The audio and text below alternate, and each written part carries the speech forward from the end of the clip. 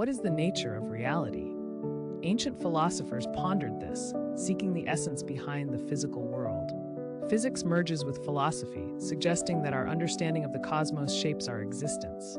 Different schools debate, is reality objective, or is it influenced by our perception? Imagine a universe where your thoughts could alter physical laws. What would that mean for us? This philosophy challenges us to reconsider the boundaries of science and spirituality. How do they intertwine? Reflect on your beliefs. Are they shaped by the physical world or do they transcend it?